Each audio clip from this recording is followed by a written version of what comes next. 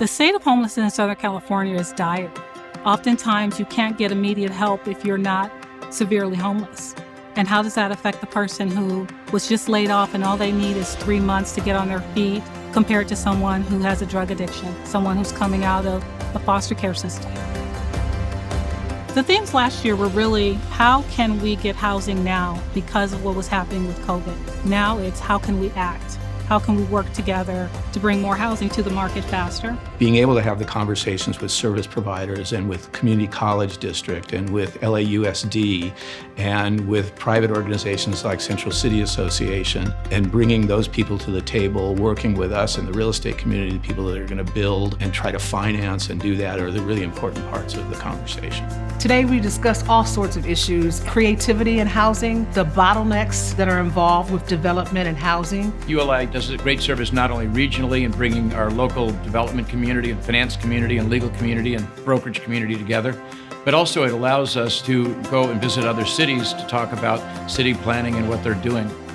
It really takes everyone, the private sector, the public sector, philanthropy, and the service providers to really address the issue of homelessness at scale. One thing that I think that's really important that was touched on today would be coming up with creative financing approaches. Maybe it's from the private sector to step into this space and help augment what's happening today. I think would greatly accelerate the production of housing in a meaningful way. The current state of homelessness in Southern California is that it's a national disaster. It's a crisis, and it needs to be responded to not just at the city, county, and even state level, but at the federal level. We need to go after the problem like we do when there are populations displaced because of earthquakes, fires, hurricanes. Homelessness is not a monolithic category. There are so many different types of people that fall into homelessness, different ages, different acuity levels, people from all walks of life. It is so incredibly important for public entities to have the input of design and architectural professionals to really help us in this work, to tell us what's really going to make our work effective here in Los Angeles. It doesn't do anyone any good for lots or buildings to stand empty. It's much better to build community and to be responsible to the citizens of this city. What we're trying to do now is to create mental health communities in which there still is that sense of purpose, in which all is one, and where drugs are not the currency, but there are other feelings and economic opportunity. We've got new legislation now. The government is now listening to us. Our politicians are hearing us.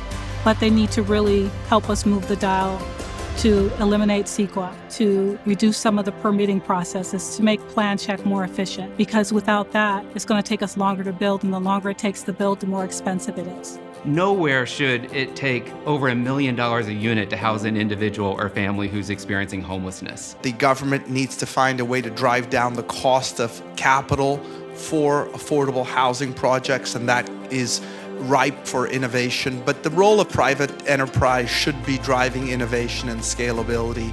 There's lots of existing infrastructure, whether it's office buildings, parking lots, open vacant government land. We need to be leveraging it. We definitely need to build more housing, and we need to build it more quickly and more cheaply to make sure that people who are isolated and living in the streets not only have a dignified place to live, but a community so that they have an opportunity to move forward in their lives and lift themselves out of homelessness and poverty. None of us is well until all of us are well. The amount of red tape, we need to get past it. It needs to be a shorter checklist so we can get certificates of occupancy. We need to get people into housing, and it just feels like the system is too cumbersome. We don't need any more studies. I think at this stage we need true process where we can entitle properties quickly on the for sale, buy right side, and market site. In so many cases, the neighborhood wants to solve the problem, but they just don't want to see it. They don't want to have it next door to them. And I think we've got to recognize that we're in a situation right now that's urgent. And I think we need to get these people sheltered at a temporary level before we can start to consider permanent housing.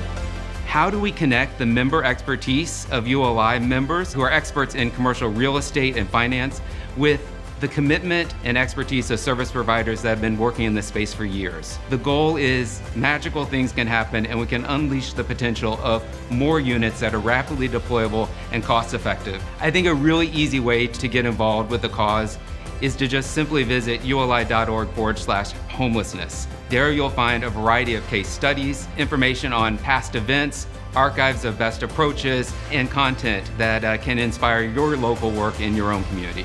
Register to become a member. As a ULI member, there are so many councils you can get involved with, not only the Homelessness Council, but the Housing Council, Innovative Design, Mobility. It takes all of us doing a little bit of something different to make a difference.